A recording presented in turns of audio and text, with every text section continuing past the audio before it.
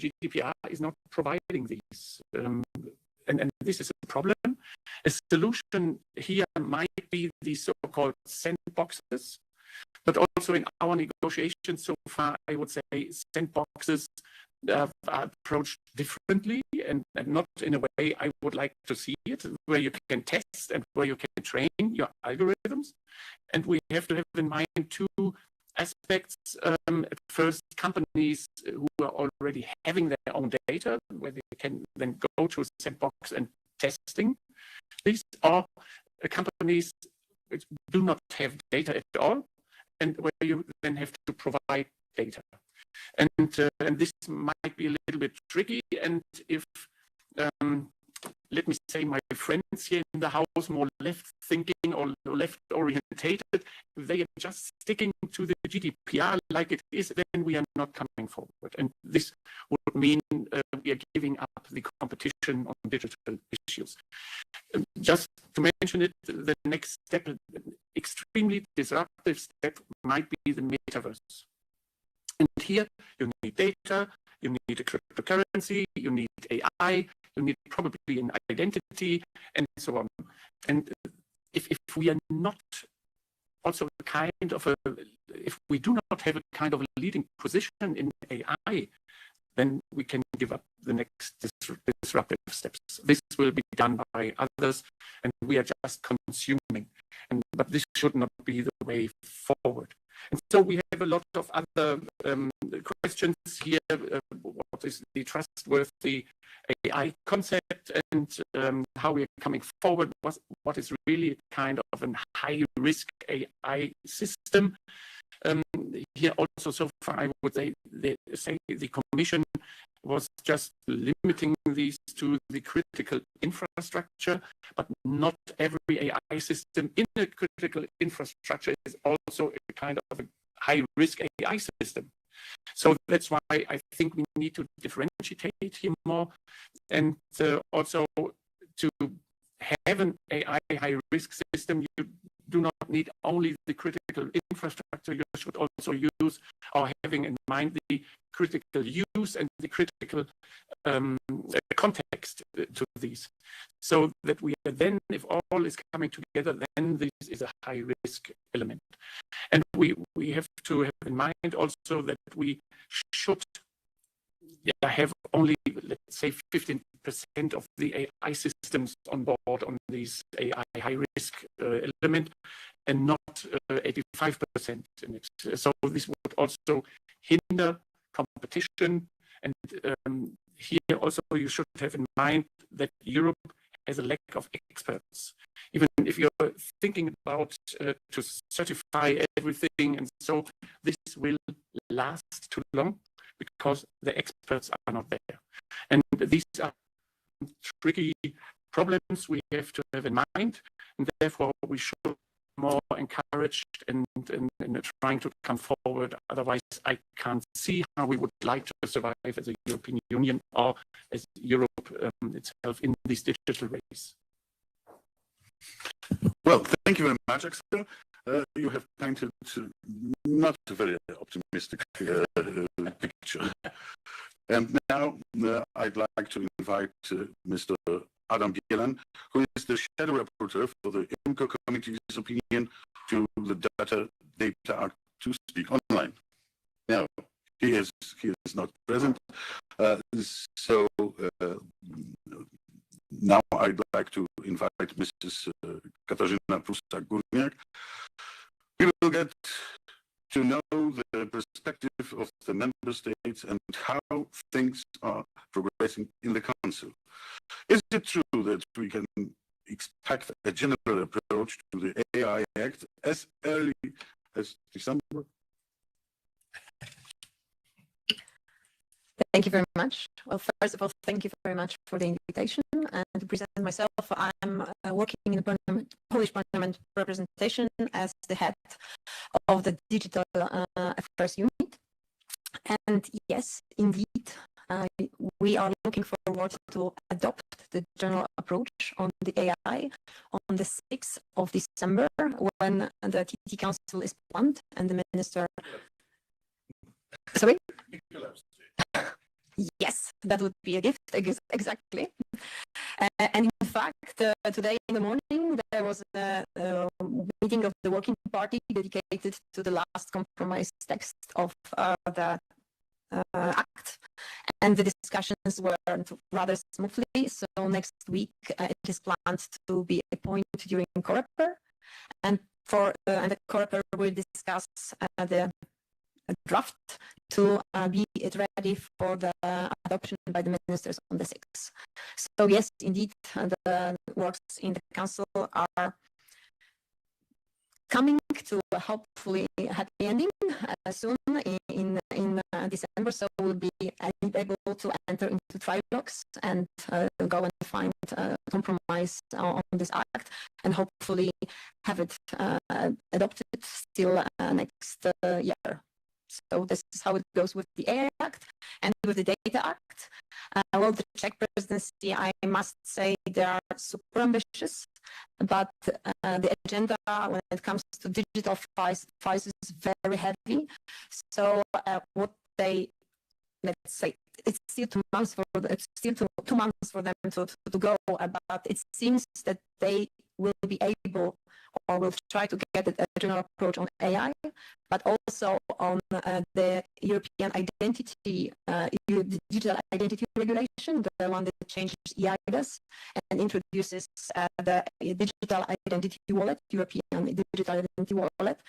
So having these 2 heavy files on the table with the Data Act, they are also working, but probably the general approach would not be possible still.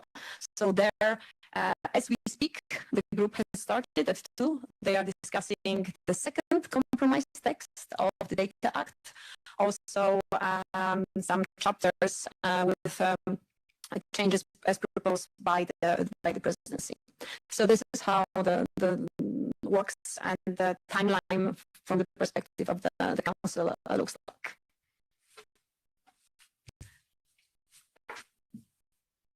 Yes, well, thank you very much.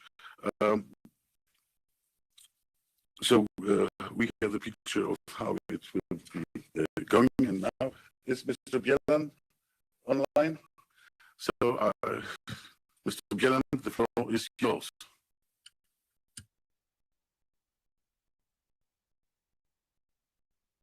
Hello, can you hear me?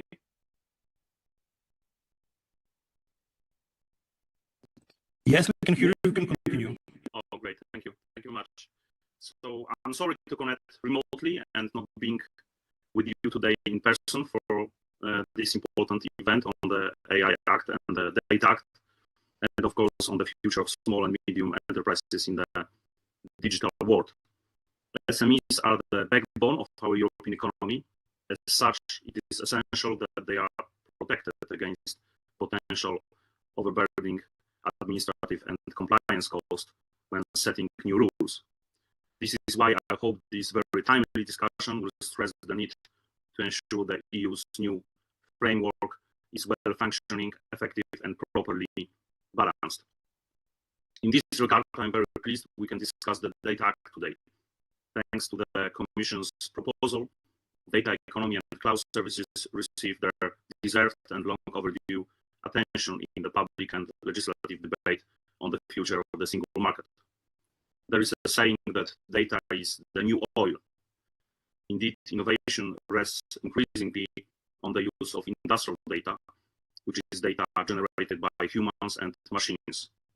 It is increasingly exponentially and is now a critical factor for innovation.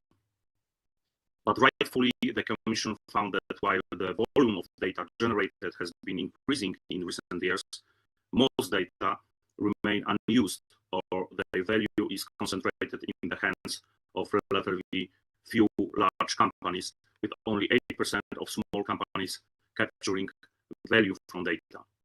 And this is one of the challenges that we hope the Data Act will help to overcome. The general aim of this legislation is indeed to ensure fairness in how the value of data is allocated among actors active at different levels of the data value chain. Ultimately, the Commission text still requires targeted improvements in order to unlock the potential of the data economy. And this is why it is more important than ever that we could create a well-functioning digital market. More specifically, the Draft Data Act contains provisions that protect SMEs from unfair terms in data sharing contracts and balance their bargaining power vis-à-vis parties with a stronger negotiating position. Of course, freedom of contract remains the underlying principle, but SMEs will now be protected against unfair contractual terms due to the established list of unitarily imposed contractual clauses that will be deemed or presumed to be unfair. Clauses that do not pass this unfairness test will not be binding on SMEs. For example, a clause stating that a company can unilaterally interpret the terms of the contract. In addition, the Commission will develop and recommend non-binding model of contractual terms. These standard clauses will help SMEs to negotiate fairer and balance the data sharing contracts with companies enjoying a significantly stronger bargaining position. I would also like to mention briefly the Chapter 6 on cloud services, on which my committee, the Internal Market and Consumer Protection Committee, has an exclusive competence. There, the Commission proposal introduces new rules to facilitate switching between providers of cloud services, an essential actor in the use of available data. In line with the Commission's digital targets for 2030, I believe the competitiveness of the European services sector and industry relies heavily on accelerated uptake of these services. One of the main obstacles that can cause the EU to miss its targets relates to increased upfront fees for companies to switch to cloud services, as well as limited offer from cloud services providers. While the Commission's proposal highlights the right principles, its implementation seems quite challenging. The proposal does not recognize that the use of cloud services differs between market participants. From my point of view, the IMCO draft opinion introduces much needed changes that makes Chapter 6 more workable and fit for purpose. Thank you very much for your attention, and I look forward to hearing your exchange of views on these important topics. Thank you, Chair. Thank you very much, Mr. Bielan. Well, and this was one side of the problem, the political and the formal side. On the other hand, we have SMEs.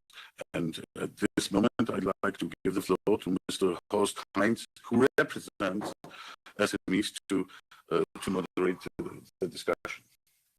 Thank you very much first for the invitation and also the partnership with CPP to be a co-organizer. This topic is very important for us all, and especially also for SMEs. And if I'm moderating today, I'm not the expert because Michael Boni is normally our advisor for artificial intelligence and utilization.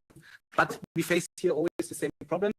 SMEs are always not so involved in the debate like they should. And I think thank you very much, Mr. Slotowski, that you have the initiative for this event, because we need to raise the SMEs voice here. We have, but also to keep in mind that the majority of SMEs are users. And the second largest group are mixed users. It means they are developers and users, and only the minority are developers. And I think what Mr. Voss also mentioned is very important here to have also this approach to don't forget that we are in competition, in global competition.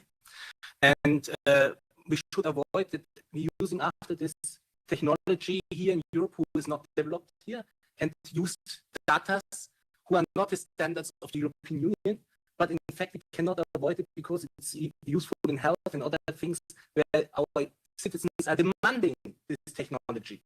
And then it would be a little bit, what I should say, a little bit the wrong intention then that we have then here this situation. And then to empowering what we heard for SMEs, it's very important. I think that they have fair access and also fairness to be part of this development. It's a very clear political need to set this framework. But I have to say it's also to see as partnership, because SMEs are not living in their own world. They are living and developing in ecosystems, the technology in partnership with large companies, with small companies, with the consumers. And I think if we keep this in mind, we will have now a very interesting debate with the distinguished speakers. The first will be Roman Bieda, President of the Board, AI Law Tech Foundation. Please, the floor is yours. Thank you very much. Thank you for the invitation for this great meeting. I'm Roman Bieda. I'm a lawyer and attorney at law and patent attorney at Murata Law Firm. At the same time, I'm CEO of AI Law Tech Foundation. It is a think tank focused on the legal and technical issue of new technology, especially AI and cybersecurity. And a few months ago, we prepared a report and analysis of the selected aspects of the draft Artificial Intelligence Act. And we presented the advantages and disadvantages of the AI Act. We present a recommendation, what to change, what to amend in this act, especially from the point of view of the business on the SMEs. And what I want to say today, that maybe first advantages, that I'm very happy. I think that it's a good idea that the European Union, first of all, decided to regulate the AI system as a regulation. It means that we will have the same law, the same regulation around Europe. We have to remember about it that is very important, is an advantage also for the small and medium-sized entrepreneurs, because it will be easy to do cross-border projects and to export the AI systems, etc. In my opinion, it's a very positive that AI Act based on the risk-based approach. It's positive. And of course, in the first draft of the text of AI Act adopted by Commission in 2020, we can meet some regulation, some special regulation, some special facilitation for the small and medium-sized enterprise. But in our opinion, it is a too limited scope of this regulation. It was not enough. For this reason, we recommended to add some new kinds of regulation. And I'm happy that in the current version of the AI Act, we can find some of the ideas or similar ideas which we present in our report. For example, according to the last text of the AI Act, the European Commission should publish the guidelines for the company, how to, in practice, implement AI Act, how to, for example, implement a transparency obligation. It is a really huge problem in practice. Next, the European Commission will publish a draft of the documents, the templates of the documents which are required by the AI Act. Next, they will set up some kinds of platform, information platform for the small and medium-sized company also. I think that it's a good direction, and it will be very useful. And other things which we recommend also in our report, for example, in the last text of the Act, the Act decreased the level of administration fine for the small and medium-sized companies. We recommend this solution. But I think that the AI Act is still a huge challenge for this kind of company. The most important for me as a lawyer, as a practitioner, is that a lot of provisions, obligation terms are open-ended, are ambiguous. And to be honest, I can imagine that after a few months, maybe 2 years, yes, some company, some startup will come to our legal firm and will ask, can we develop this system or not? And what I can say in this situation, I don't know. It will be impossible to give a clear statement, clear answer, because I don't know what is mean, for example, psychological harm, yes, or for example, what does it mean material distorting. What is the difference between material distorting and not material, normal distorting? And I'm afraid that a lot of this startup will be not develop the AI systems, because I can say for the 60 or 70% is okay, but for the 20 or 25 is a prohibit. You have to decide. You are a client. You have to decide. Yes, but in this way, I think that a lot of startups will not develop. They will be afraid of the liability. They say, no, sorry, I would like to do something else. And I think that it is the main problem. Another problem is the requirements for data. Of course, in the last version of AI Act is better. It's better than the first one, but it's still very dangerous, very open-ended terms. For example, according to last version, the data should be without error. It's impossible to be without error. What does that mean? That the data should be completed. What does it mean? For example, when the company collect the data during the 10 years, they have been collected data 10 years by the IoT systems, by the sensors. And for example, 5 days, the sensors was out of order. Can they use these data sets or not? Is the complete data set or not completely? I don't know. So of course, I say it like a joke maybe, but it still be a question in the court. It will still be a problem for the small companies. For big companies, it's no problem. They have a lot of lawyers, a lot of money, a lot of possibilities, insurance, etc., etc., etc. For the small companies, it will be a huge problem. Yeah, and a lot of I would like to encourage you to read this report. We summarize our opinion in this report. Of course, it is a report. It is our statement, our analysis of the first draft of the AI Act. Thank you very much. Thank you very much for this clear statement. I think what you say is regulation is in general good and needed, but it should be smart and practical, and that there are burdens differently between big companies and small companies, so that in the end regulation is like a gatekeeper to SMEs, and in fact makes competition less. And I think every economy who has less competition is less successful. Can we say this? Yeah, yes, I agree. I agree in the sense that I think that when I see in Poland, of course, how I think that there are two things. First thing is that SMEs don't know this act. It is a huge problem. When we prepared these documents, we asked them, do you know that European Union would want to enact this kind of document? No, what is it? Yes, we produce some AI. No, we produce a normal software, not AI. They say, yes, you produce AI. You produce AI, and the fine is 6% of your an annual turnover. And it was a shock. And I think that our mission, our like a foundation and your associations, etc., is to show to the small companies that it is reality, that it exists, that they have to take into consideration that this act exists. And second opinion, second statement, I didn't meet any big company which protest against this act. Every big company said, of course, we will be according to this act. It's not a problem for us. And for this reason, I think that it will be a problem for competition and for innovation, because the big company has a huge market, a lot of money, a lot of lawyers, etc., etc. It's no problem for them. They will rent the biggest legal firm in Europe, and everything will be okay. Yeah.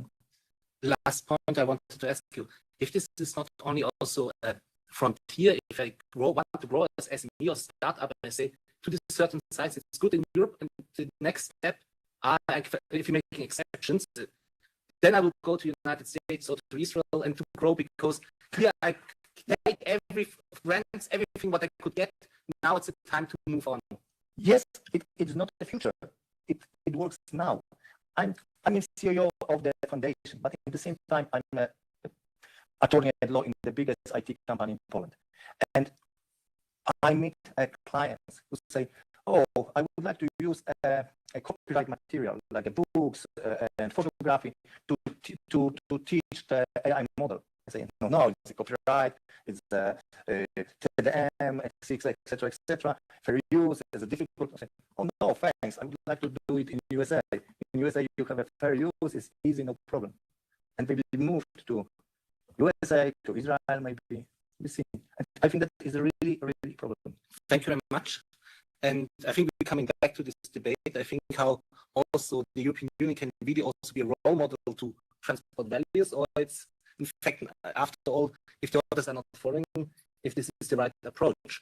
Now, we're coming to the next speaker, Greg Sports, I'm German, Saya Skorski, Chief Guard Officer, Policy Party, Lotsnitz. It's hard. First, I'm not a player. I am an engineer. It's the difference between Roman and me. We're working together on the implementation of GDPR in Poland, and we know everything about implementation on new laws in Poland. First, I feel, thank you for inviting me to this event.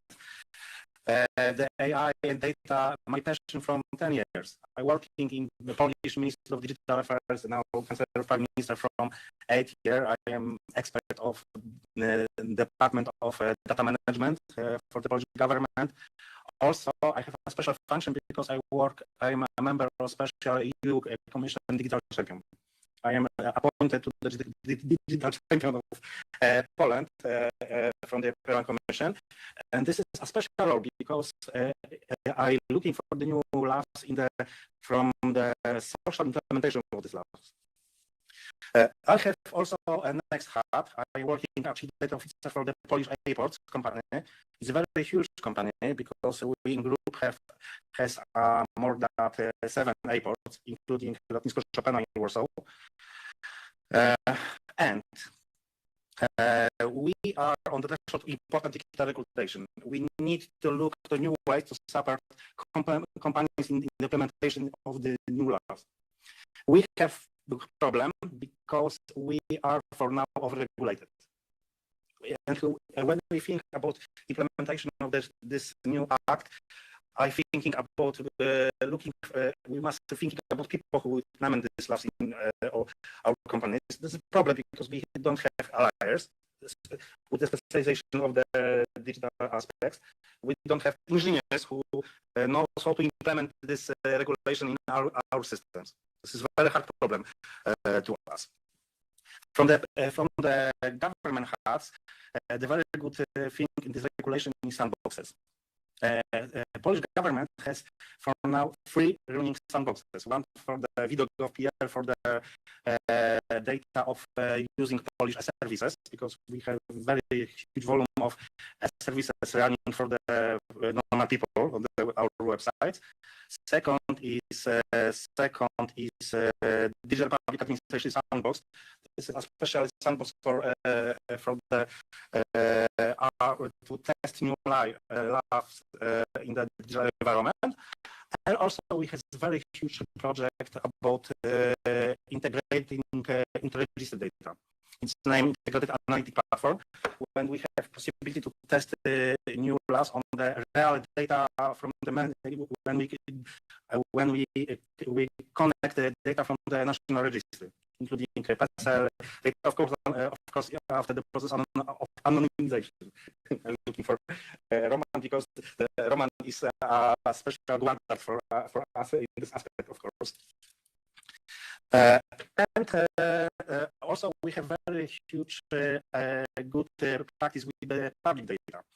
Poland has one of the biggest in the world portal. We sharing so many public data in the one portal. I think about 10,000 public data in the one API. This is absolutely one of the best results on the world. For now, in the 1 month, we have millions of users for this portal for now, and we have many thinking about this new regulation. And I connect this our things in the 3 points. And this my point is from the heart of the Polish airports. I'm working on the preparing airports to do this regulation, and we have thinking in 3 ways. First thing, overregulation. For next year, I have AI directive, data directive. Also, we have NISA, the GDPR, of course, privacy share. Also, we're working in the global network because you know people flying from Warsaw to every part of the world. We're connecting not only to your system, of course, but to the global system. We connected to the Eurocontrol industry. We connected to the American system on the American airport. This is very extremely hard for us. We have a problem because we must need a super special education program for our workers. We must send our people to the high school for another direction. Also, we have many problems with this. Also, we must preparing totally new position in our company because we must preparing something like algorithm inspector. This is totally new form because we must find the competences that select the people who must control algorithms on the other systems. We in airport on the one airport in Lotnisko airport we have about 100 systems that are regulated by algorithms. It's absolutely extremely hard to monitoring this system, the aspect of the new regulation, and we need time and we need money for this, of course. The second problem, this regulation changing very fast. I don't know the new version, but if you see about hierarchy systems, I think in this in the concept according to the document from the beginning of November, all our system is high risk because we're working in transport, we're working with people, working with education, everything. Our airports is a high risk system, and I think about monitoring this total problem with this. Next problem is high cost of implementing this directive that daily large organization. If we want to implementation this directive, we must find new people. We know that when we try to find good engineers in Poland, it's extremely hard because every engineer working in the global environment. We have problem with liars. Roman and one of the, I think, 10 liars in Poland that understand the digital regulation. Well, this is a problem, of course, because I don't have a liar that specializes in this problem. Next. Okay, the cost implementing this laws is much bigger than implementation of GDPR. Yeah. The cost is much bigger, and we must thinking about this because we must educate the people. We must find new people. We must grow our teams. That is problem because the IT is very expensive, of course. And on my end discussion, a small like joke on the end. I have an idea that the European Commission must send this new laws to the regulatory sandbox and test this laws on the consequences of the laws in the simulated social environment. Because European Commission preparing total new laws, preparing so many new ideas, and don't look for the consequences for the implementation of this laws. Thank you very much. Thank you very much for this practical picture you gave us. You know how much costs you have then through this implementation, and it's just also slowing down your processes? In the aspects of one airport, I'm thinking about Lotnisko airport in Warsaw. I think 1-2 million euros in the aspect of 4 or 5 years. This is very high risk. You know that airports has problem after the pandemic because you know the situation in Brussels, of course, tomorrow in Amsterdam, we have problem with people because airports working many people. The IT department is very expensive for this airport, and we must extremely grow this team.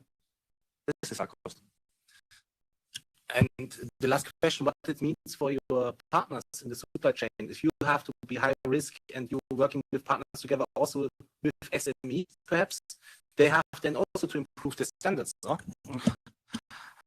Oh, this is a very huge question, very large question.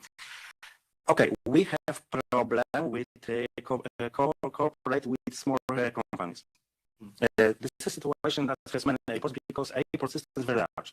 It's connected to the many global networks like Eurocontrol directly in Brussels, and small companies don't have money for the working with on this level. This is the first problem. Second problem is for the small company working with us is the cybersecurity. You know that I told you that from the 2 months we have every night attack on our infrastructure from Russia. Every day. For now, our cyber team is 24 people. 24 attacks, only for the cybersecurity of one airport. Also, small example where from the attacking people when don't enter into our infrastructure, attack our providers. This is a problem with the supply chain because we need to change every internet provider to the airport. It's a very, very hard situation that the Commission has give us a new laws to implement totally new system. And for now, we are working with the cybersecurity and we're working on the implementation of so many new laws.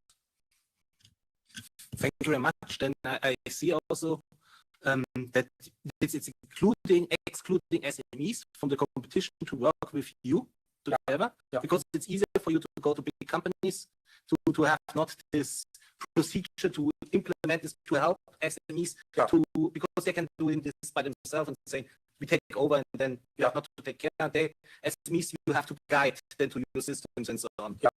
And the second thing is in the end, but you're going in competition with SMEs about the best.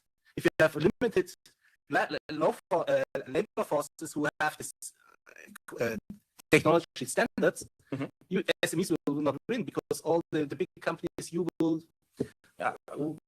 take over.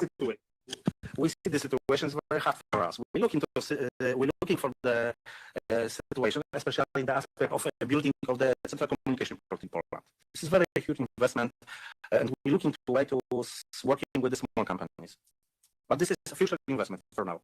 But in working airports, we have so many problems with this because this small SME has so many certificate access to the confidential information. Sorry, and also this is a problem for the small companies. Thank you. This seems very critical for SMEs, and I want to go back again to the ILO Tech Foundation in this context to Dorota Skocka-Kwitniak. I had no time to prepare me properly for the names, but I have the questions. If you hear that we have only a certain amount of experts under the lawyers who could help, how to manage this then? Which time it would take to educate enough lawyers to help also SMEs and so on? I think it's a huge thing, like a bottleneck who is endless then. Okay, so I wouldn't agree that we have so few lawyers who are prepared to work in new technologies.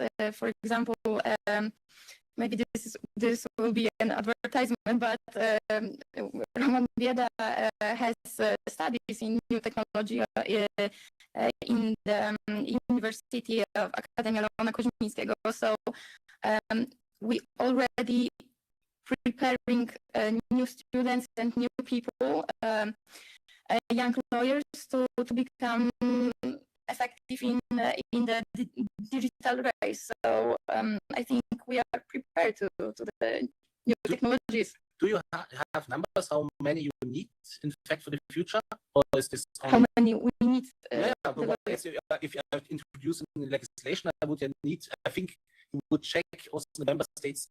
Are the capacities there and how fast it will build up? Even if you say very positive, but sounds good. This is very good. Actually, okay, for me, it wouldn't be good that there would be many lawyers practicing new technology because I would not have a job. But we didn't do any studies on this topic. But I think many lawyers now are interested in new technologies. I would say that this is very trending. And last questions for you. I think, if you have smaller SMEs, is every case individual, or you have to see, or is this like a schablon? You can say, okay, we make now this very complicated, SMEs has to adapt, but in fact, all SMEs has to 80% make the same thing. It's only to make one-to-one, or it's just every case individual, more or less. I would say that every case is individual, because this is normal business, right? So every business has its core, has its additional topics, and I would say that lawyer and regulation should be, it shouldn't be so bureaucratic, so that SMEs could actually be prepared to, for example, even know that they have to implement AI Act. And in my opinion, lawyers should try to take every case step by step, because when we will take every SME like they are the same, that would be, in my opinion, that would be a problem, and that wouldn't make a good lawyer. Okay, thank you. Because we have this idea, we have so many SMEs, you have in the same cases, you can make like a standardization, and then only a little bit updating. But if you say this everything an individual case, it's also a step for an SMEs to go to a lawyer, because it means also costs. Yes, yes. I think. That's the issue, that SMEs, I'm considering if they can bear the costs of, for example, risk assessments, right? So, because the large companies, this is like the small fee for them that they have to pay. But SMEs, it will be very huge cost that I don't think they can bear. Even because it's like I heard it before from your colleague, because it's something like a law who has to develop step by doing. It's changed every time then. Of course, like Mr. Voss said, he asked a question, how we will survive in digital race. But we have to think, now we are discussing AI Act, but with Roman, we are discussing quantum technology. So this is actually, maybe we'll meet next time and talk about Quantum Technology Act, right? So the digital race is, in my opinion, now unstoppable. Thank you very much. Thank you so much. Then we come to the next speaker. Sorry, I call you back regarding a whole ticket. Oh, wait. I think. Okay, good. Thank you. Now we're coming to Allegro Digital Poland. Anna Mazur, I think you are a large company, but you're working together with SMEs and also single self-employment and so on. Please, Yes. the process is yours. Yes, that's correct. Thank you for the invitation, and sorry for being a little bit late. I couldn't join you at the beginning of this conversation, but we'll be happy to present the perspective of a Polish online platform who is not a gatekeeper according to the DMA, who is not the very large online platform according to the TSA, but it's quite important European scale player active in the CE and in particular in Poland. We are the most popular e-commerce platform in Poland, and we provide innovative solutions to our merchants and to our customers. And when I refer to merchants, I mean 135,000 Polish small and medium-sized enterprises who can provide all kinds of products to our customers, and we have around 20 million mostly Polish customers on Allegro. And we provide them with innovative tools like AI-powered tools and data-driven tools with which they can monitor their sale, they can promote their offers. These are tools concerning delivery, of products, and these are also financial tools like buy now, pay later solutions. That's why we are monitoring very closely AI and the Data Act negotiations, and we are supportive of both proposals. We think they can really help to help European companies grow and to be more competitive on this tech market. However, we need to do that right, and I mean that tech companies navigate in a more and more complex legislative framework, and that's why when we create another level of rules, we need to be very very precise. That's one general comment I would make, and another one is that when we create another layer of rules, we have to bear in mind that we do it for all companies of all sizes, not only the big techs, but also smaller companies that have different resources, different less resources, less money to comply, and those rules should help companies to comply and not try to see some ways to escape from those rules. And if I may go straight to AI and how we see this proposal, so we very much agree with the risk-based approach presented by the European Commission here, so that transparency requirements are for some AI use case scenarios, some more stringent obligations for high risk. But what concerns us as e-commerce platform providing these buy now pay later solutions is that creditworthiness assessment is still within the high risk Annex 3.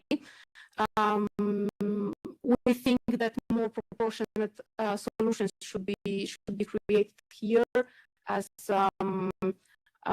creditworthiness assessment is not the same for us low value credits, like when somebody wants to pay for a new pair of shoes in 30 days. This is not the same when we are speaking about mortgages or student loans. So if we can claim something, we would claim for more proportionality in Annex 3. We already can see some good examples concerning insurances when only life and health insurances are within Annex 3. That's not the case with creditworthiness assessment. And if it stays like this, it will create costs, huge costs for companies, not only small and medium-sized companies, but also for players like us, like scale-ups operating on the European scale. And if I may jump in quickly to the Data Act, I think that our comments would be very much the same. We need precision here. We are still analyzing this text, as I think at the beginning we all assumed that it is mainly about IoT. So maybe it shouldn't be so high on our radar, but it seems after analyzing that the scope is much broader. So we also need to follow this proposal, and we want to still understand better how it's going to refer to us. But I think that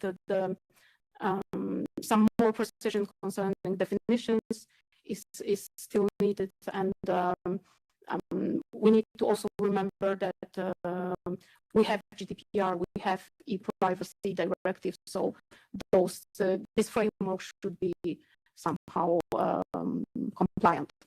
Thank you. Thank you very much. I think the first thing is that you are a technology transformer for SMEs. We could transfer technology to them, to the users. This is, the SMEs are not developers, they're not mixed, they are users, in fact, where this acts are interfering then. And the second thing is, you say goods and financial products should be separated from this risk management. And the third thing, what you say is that it will be costly for SMEs. It's clear, if you have more cost, you transfer it to the SMEs. So in that case, SMEs can normally compensate such costs less than bigger players who are saying, okay, we keep the prices, the others have to rise the prices. Do you have already an idea how huge this impact could be?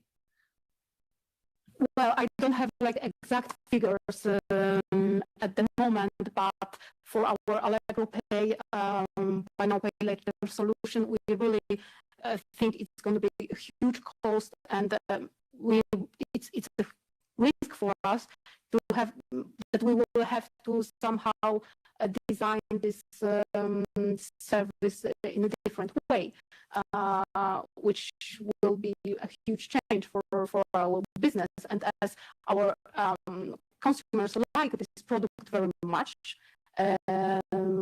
we just don't want to do that. We don't think that it creates so many risks as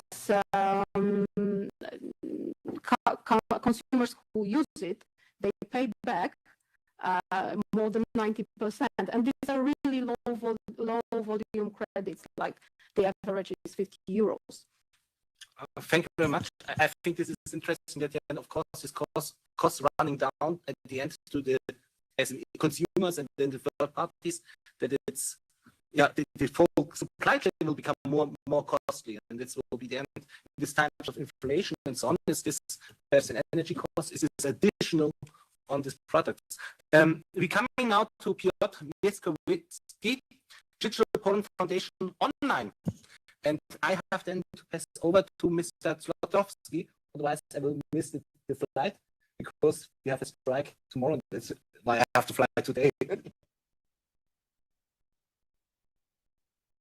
Mr. Mieckowicki, if I'm reading this right. No. Oh, it's not here? Ah.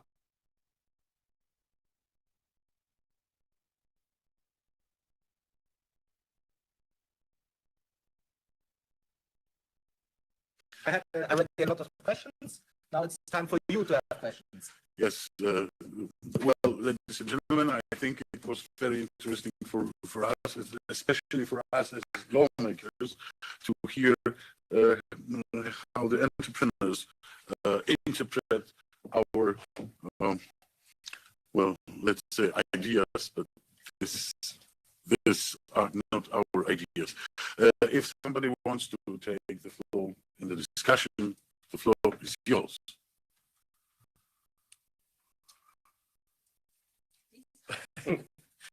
Mr. Voss? I would have a question to the council, or to the member states. Are you aware that you need to be very self-confident if you're dealing with a parliament in this question? So if we are letting this go and having compromises, what it's not really the future orientated, then we are failing. So I do not consider that our approach in the parliament would be the best way forward. And so we need a strong, self-confident council in negotiating with the parliament at first, and secondly, of course, but there's no representative from the Commission. Sometimes they should already think about if they can withdraw the whole proposal if we are not doing this right. So I'm really serious about this. If we are not doing this right, then we are totally out. And this would mean we are just consuming any longer in the future.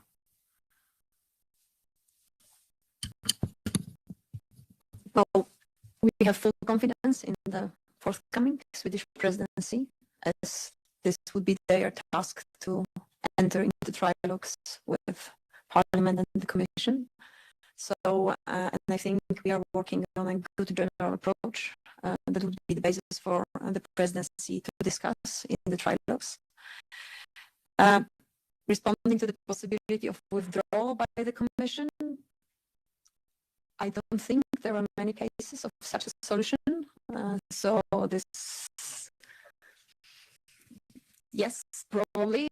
So this, then we will enter into trilogues, and of course, full confidence that we will find a good solution as always in the trilogues. And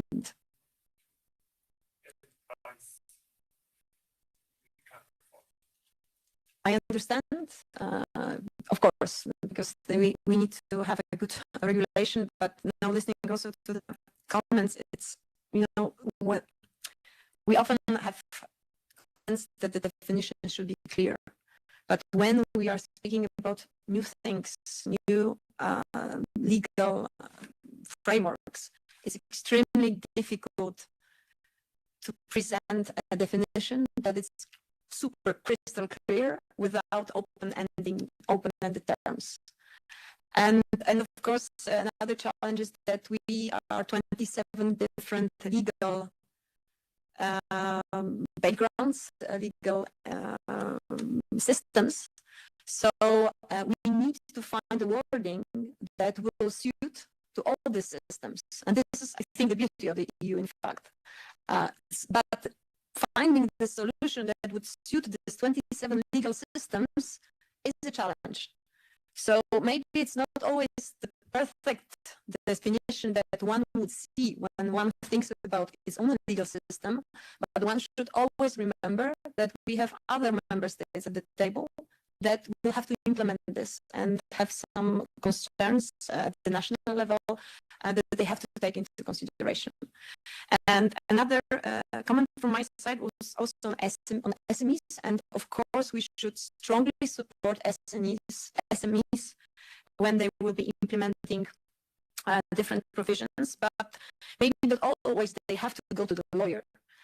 Maybe we could provide them with guidance, with some guidebooks, you know, how you should, but first of all, we should, as Roman has said, we should raise awareness that such a regulation is in place, and not that it is in place, but we should raise awareness that the Commission is thinking about a regulation, and we should raise awareness for them to give input when the Commission is doing public consultation on the draft of the, not even a draft, on what could be regulated, because this is the whole process. And from my experience, I see that if they don't know that the regulation is already on the table, so probably they were not participating in the public consultations. And this is a work that I personally think that we should do at the national level to raise this awareness of the European process and encourage our stakeholders to strongly engage in the discussions, to send the comments to the Commission what is needed. And when we already have a regulation, we can work on guidance, on checklists, on guides for the SMEs to help them to understand the regulation and to see what is expected from them, and try not to start the discussion by saying, oh, there are penalties, how much is 6%, but also speak about the advantages, because there are many advantages of the regulations, but of course we should help them to implement this. Yes, well, it is not easy, but there is no regulation and the technology is developing. So it's the most important thing. Well, thank you very much for coming here. Thank you very much for the discussion. It was very interesting for us as lawmakers. You will take your opinions into consideration, and hopefully the law we will make will be, well, good for you, for us, for the technology also. Thank you very much. Thank you. Thank you.